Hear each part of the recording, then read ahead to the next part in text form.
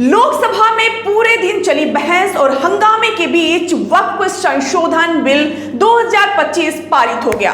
आइए जानते हैं नए वक्फ कानून के 5 बड़े बदलाव क्या है, लेकिन उससे पहले चैनल को सब्सक्राइब करें, वीडियो को लाइक करें और शेयर करें। वक्फ को डोनेशन में दी गई हर जमीन का ऑनलाइन डेटाबेस होगा और वक्फ बोर्ड इन प्रॉपर्टीज के बारे में किसी बात को नहीं छिपा पाएगा।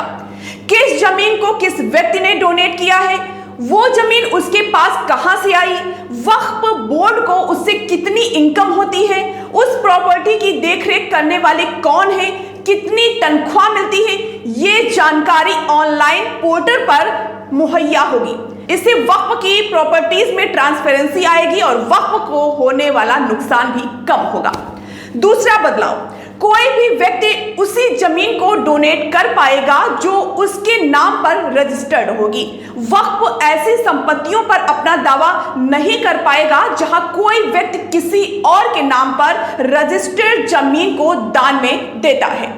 इसे अनलीगल माना जाएगा। खास बात यह है कि वक्फ अल औलाद के तहत महिलाओं को भी वक्फ की जमीन में उत्तराधिकारी माना जाएगा। यानी जिस परिवार ने वक्फ की जमीन वक्फ अल औलाद के लिए डोनेशन में दी है, उस जमीन से होने वाली इनकम सिर्फ उन परिवारों के पुरुषों को ही नहीं मिलेगी, बल्कि उसमें महिलाओं की भी भागीदारी होगी। एक बड़ा बदलाव यह भी है कि गैर मुसलमानों को वक्फ बोर्ड में शामिल करना जरूरी होगा। इसका मतलब ये वक्फ बोर्ड में 2 महिलाओं के साथ ही दूसरे धर्म से जुड़े 2 लोग शामिल होंगे। वक्फ बोर्ड में नियुक्त किए गए सांसद और पूर्व जजों का भी मुस्लिम होना जरूरी नहीं होगा। सरकार के मुताबिक इस प्रावधान से वक्फ में पिछड़े और गरीब मुसलमानों को भी जगह मिलेगी और वक्फ में मुस्लिम महिलाओं की भी हिस्सेदारी होगी। बात करते हैं अगले बदलाव की।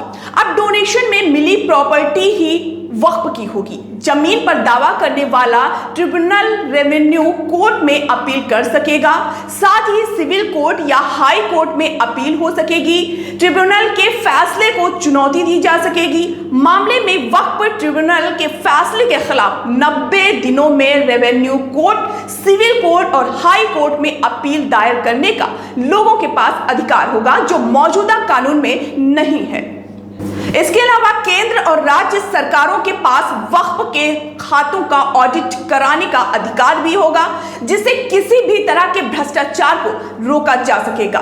वक्फ बोर्ड सरकार को कोई भी जानकारी देने से मना अब नहीं कर सकता है और वक्फ बोर्ड ये भी नहीं कर सकता है कि कोई जमीन सैकड़ों साल पहले किसी धार्मिक मकसद से इस्तेमाल हो रही थी तो वो जमीन उसकी है।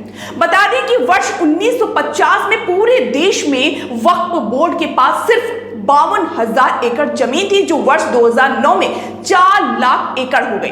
2014 में 6 लाख एकड़ और अब वर्ष 2025 में वक्फ बोर्ड के पास देश की कुल 9,40,000 एकड़ जमीन है।